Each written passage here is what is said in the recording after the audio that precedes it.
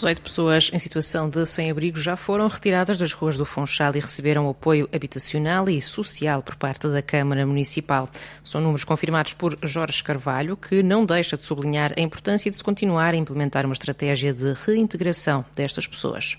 18 pessoas em condição de sem-abrigo que já conseguiram deixar a rua e reintegrar-se novamente na sociedade, porque aquilo que estamos a falar é precisamente de um processo de reintegração. Um sem-abrigo não é uma pessoa que esteja excluída da sociedade, ela está integrada numa sociedade, por razões várias chegou a essa condição e aquilo que se pretende é encontrar as estratégias e as soluções para que essa pessoa, nessa condição, possa retomar a sua condição. Funchal, que é a cidade que concentra o maior número de pessoas em situação de sem-abrigo na Madeira, o autarca explica porquê. Todos nós sabemos que os grandes centros são atrativos. Isso acontece na nossa região com a cidade do Funchal, como acontece no continente com as grandes cidades e, se olharmos ainda um pouco mais além, acontece também com as grandes cidades europeias. Agora nós sabemos que é no Funchal que existe uma maior atividade económica, sabemos que no Funchal que existe também uma outra dinâmica do ponto de vista social e também é também na cidade do Funchal que existem o maior número de instituições também que prestam apoio às pessoas que, por diferentes situações, acabam nessa condição.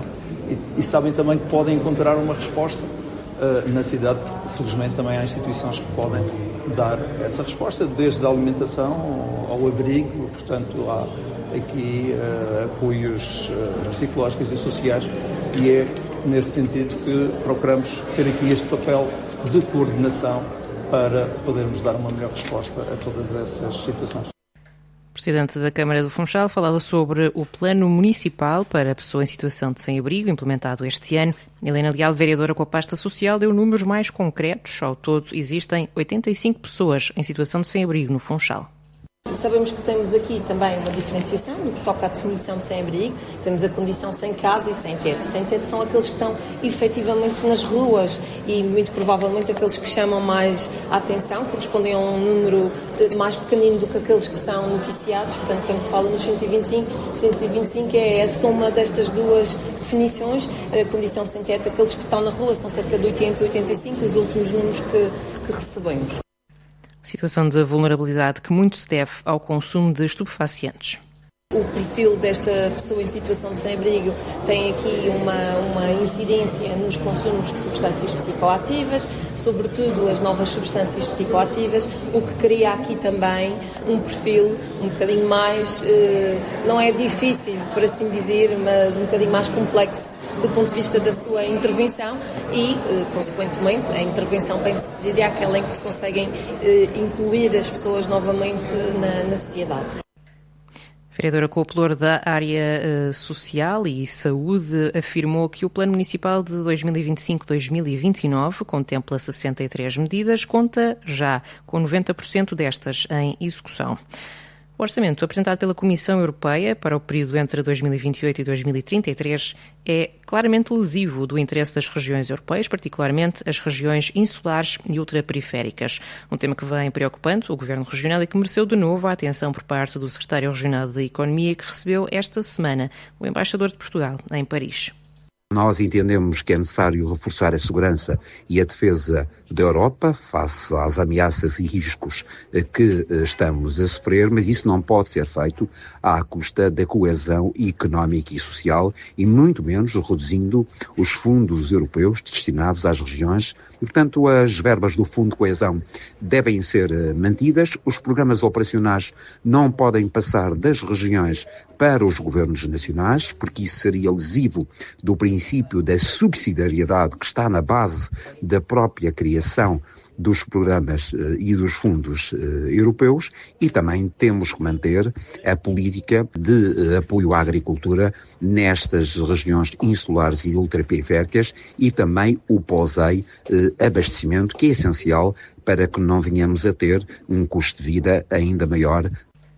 Neste encontro com Francisco Ribeiro de Menezes, José Manuel Rodrigues apresentou os pontos fortes e as vantagens competitivas para investir na Madeira, traçando um quadro da realidade socioeconómica regional marcado pelas contas em dia, pelo excedente orçamental, com uma economia em crescimento há 54 meses e com recordes nas áreas do turismo e do imobiliário.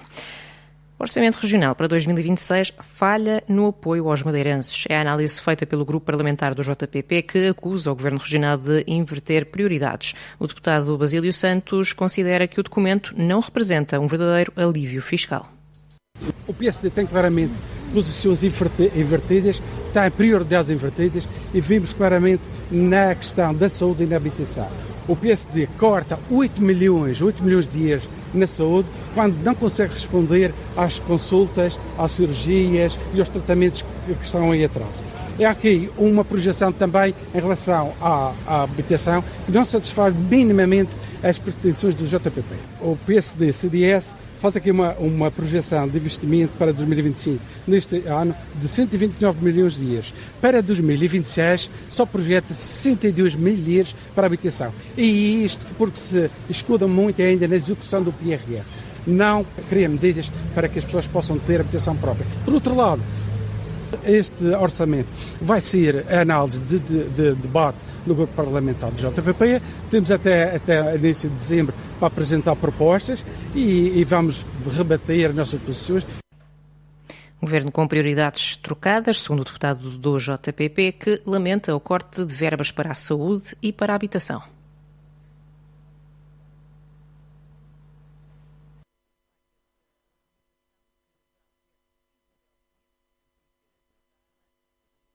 O PSD tem claramente posições invertidas, tem prioridades invertidas e vimos claramente na questão da saúde e na habitação. O PSD corta 8 milhões de dias na saúde, quando não consegue responder às consultas, às cirurgias e aos tratamentos que estão aí atrás. É aqui uma projeção também em relação à habitação que não satisfaz minimamente as pretensões do JPP. O PSD-CDS faz aqui uma projeção de investimento para 2025, neste ano, de 129 milhões de dias. Para 2026, só projeta 62 milhões para a habitação. E isto porque se escuda muito ainda na execução do PRR. Não cria medidas para que as pessoas possam ter habitação própria. Por outro lado, este orçamento vai ser a análise de debate no grupo parlamentar do JPP. Temos até início de dezembro para apresentar propostas e vamos rebater as nossas posições. Uma proposta de orçamento regional que deveria, segundo o JPP, ser mais ambiciosa. Quem também fez uma análise ao documento foi o Partido Socialista, que critica igualmente o corte de 60 milhões de euros para a habitação. Paulo Cafofo acusa o Governo Regional de não ter um plano de futuro para este setor. Face ao aumento das necessidades dos madeirenses, aquilo que se assiste é que o Governo, ao olhar para as dificuldades das pessoas que aumentam, diminui as verbas inscritas para a habitação. E este corte de 60 milhões de euros nas verbas para a habitação não é só um corte no número, é um corte na esperança de tanta gente que necessita de uma habitação digna e condigna. E este corte nas verbas da habitação acaba por representar que não há qualquer visão de futuro após o PRR. A habitação que está a ser construída é uma habitação no âmbito do PRR, aliás, verbas que foram duplicadas pelo Governo da República do António Costa.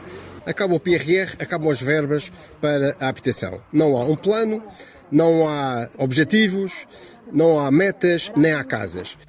O Governo não tem plano futuro, segundo o socialista, mas o PS tem. O partido defende que sejam canalizadas as verbas recuperadas dos apoios ao Centro Internacional de Negócios. Para que se possa utilizar as verbas das ajudas ilegais à Zona Franca, verbas que estão a ser recuperadas pelas finanças, verbas que o Governo nem estava à espera, são 839 milhões de euros, já foram recuperados 143 milhões e essas verbas deveriam ser, na totalidade, aplicadas na construção da habitação. Seja da habitação nova, ou seja também na própria remodelação dos bairros. Paulo Cafofo criticou também o facto de, para 2026, estarem apenas inscritos 500 mil euros para a recuperação dos bairros, um valor que considera ser manifestamente insuficiente.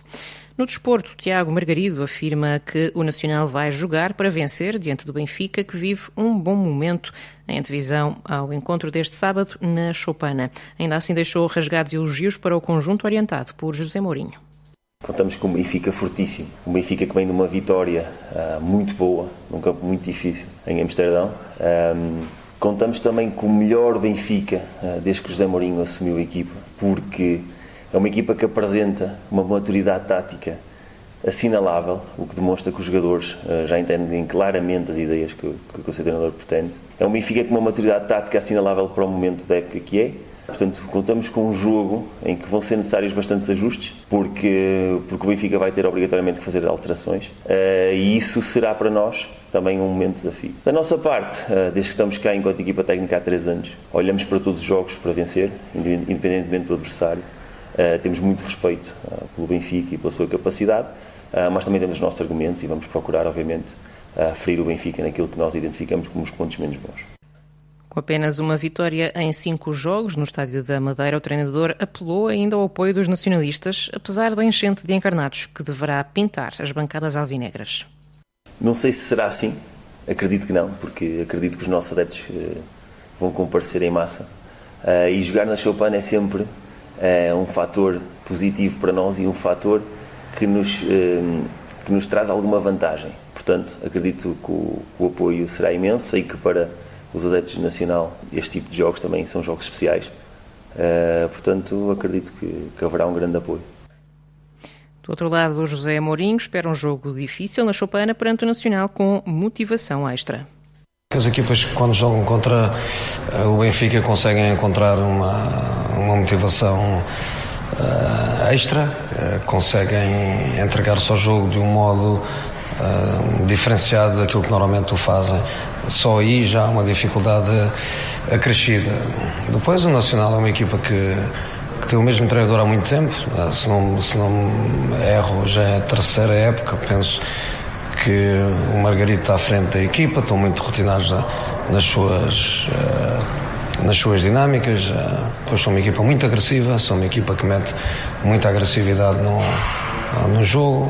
Obviamente que será um jogo difícil, mas vamos com o objetivo dos 3 pontos, e sendo competições diferentes e adversários diferentes, mas a nossa vitória no Ajax foi importante porque nos dá não digo uma tranquilidade, porque no Benfica tranquilidade é a palavra errada, mas que nos dá talvez um conforto diferente para os jogadores poderem enfrentar este adversário difícil. Nacional Benfica que se joga hoje às 6 da tarde na Choupana, uma partida que conta com relato aqui na TSF Madeira. Amanhã joga o Marítimo frente ao Portimonense. É o primeiro jogo de Miguel Moita à frente do comando técnico dos Verde-Rubros. O treinador deixou logo um aviso antes da partida para o Algarve. Sabe que a primeira coisa que eu ouvi quando entrei nestes corredores, de 1, 2 ou 3 pessoas, as coisas vão saindo, as pessoas nem dão conta, não é? Mas isto depois infiltra-se na cabeça dos jogadores, que é, o Portimonense não paga os salários, o Portimonense está lá em baixo, até é bom ser o primeiro jogo do Mister. Isto aqui a gente começa a encucar, é o primeiro passo para as coisas correrem mal. E o que eu pedi aos jogadores foi isso, foco e atacar o jogo como se fosse mais um jogo para ganhar, como tem sido os outros todos. Quanto à primeira semana de trabalho nos Barreiros, o novo treinador admite que correu bem. A semana tem corrido muito bem, temos trabalhado bem, os jogadores têm aceitado a ideia, temos tido uma comunicação muito direta para, lá está, que não haja uma coisa que eu falei com os jogadores, que fala-se muito na mudança. Eu quis que não fosse uma mudança, ou nós quisemos que fosse uma continuidade, e de tudo estamos a fazer para aproveitar o melhor que foi feito e continuar assim. Portimonense Marítimo agendado para as 2 da tarde de amanhã. Farão as notícias com Sofia Carraca Teixeira. TSF Madeira, Rádio de Informação.